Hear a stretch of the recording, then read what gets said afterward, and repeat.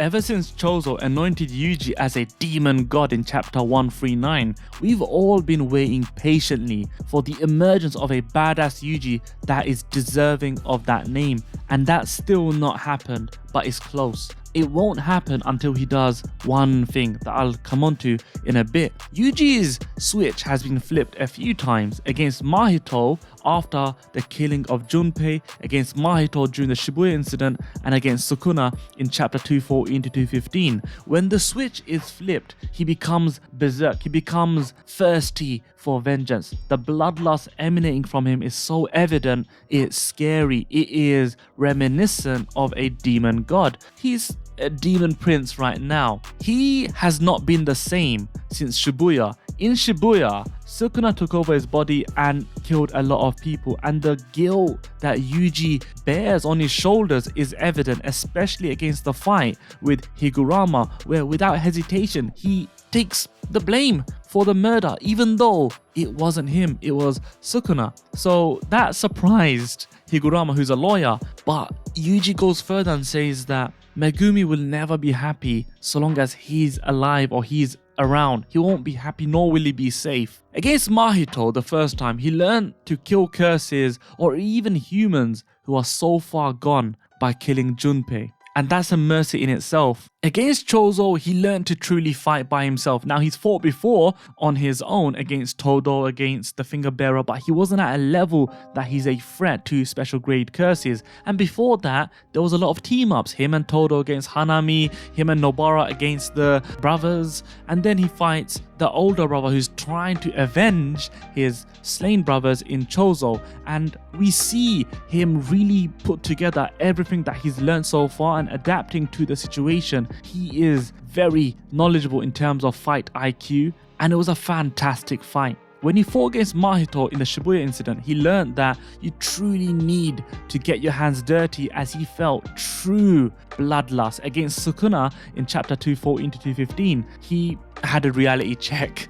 Although he felt bloodlust, he just truly was outmatched by the king of all curses, Sukuna. Roman Sukuna, bloody hell. If you look at the timeline, he starts by valuing all life, and then he starts to value human life above all, because he's able to kill a curse for the first time. He broke through that initial barrier, and then he starts to detest and hate curses aimed at Mahito. He tells Mahito that even if he comes back as a curse, he'll always kill him every single time. He hates all curses. During the fight with Sukuna, he said it simply, oh, he is a curse after all, where he's reaffirming that the nature of curses is the complete opposite to the humanity that humans have. And he's starting to mirror Geto's motivation. Geto started off protecting everyone, but after a conversation with Yuki, he entertained the idea of killing non-sorcerer humans, as it's gonna get rid of the curses by default.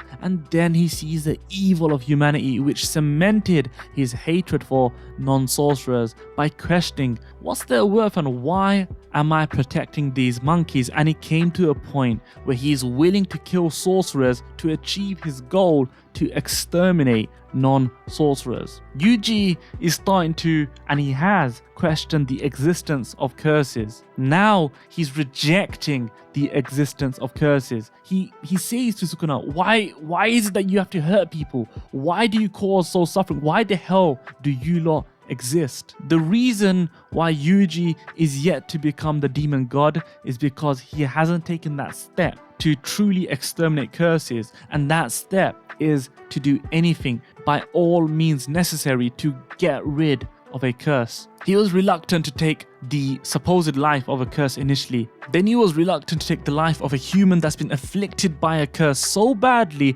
that they're so far beyond repair and recovery. The turning point is going to be when Yuji's outlook on what is the value of life changes again. Currently, he thinks that his life has really no value. He's just a cog in a system. He's constrained by the framework that exists currently. He's a murderer. His body is the house for a murderous curse, but it's not anymore. be it temporary or permanent, Sukuna and Yuji are finally separated. He's not constrained by that curse. He's a sovereign individual and he can do as he wants right now without the fear of becoming a demon and then completely massacring everyone. But what if he wants to be a demon by himself? What if he wants to be a demon by choice? And being a demon by choice is being able to do things that were inconceivable and off the table initially. What if he comes to a point where he is comfortable with killing the innocent or killing people who might be innocent or might not be innocent in order to achieve the greater good? When he starts to kill human life to end